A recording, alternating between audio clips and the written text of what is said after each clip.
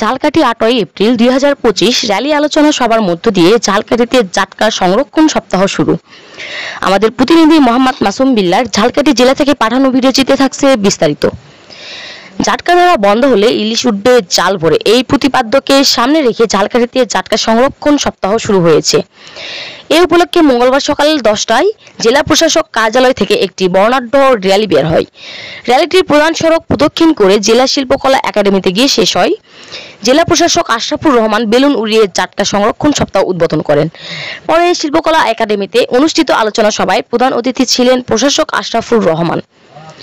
জেলা মৎস্য কর্মকর্তা মোহাম্মদ রবিউল ইসলামের সভাপতিত্বে বক্তব্য রাখেন police super Ujjwal Kumar Roy, civil surgeon doctor Mohammad Humayun Kabir, নির্বাহী অফিসার ফারহানা ইয়াসমিন প্রমুখ। পরে সংরক্ষণ সপ্তাহ উপলক্ষে অনুষ্ঠিত সাঁতার প্রতিযোগিতায় বিজয়ীদের মাঝে পুরস্কার বিতরণ করেন জেলা প্রশাসক। বক্তারা এই সপ্তাহে জাটকা আহরণ বন্ধ রেখে দেশের ইলিশ মাছের উৎপাদন বৃদ্ধিতে সহায়তা করার জন্য জেলেদের প্রতি আহ্বান জানান।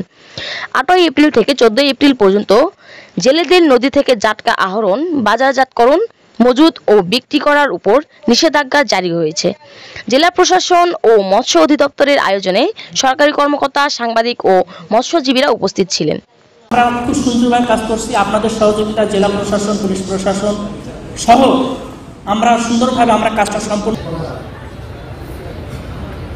ঠিক সেরকমই আমাদের কিন্তু ইলিশ মাত্র 11টা দেশে পাওয়া যায়,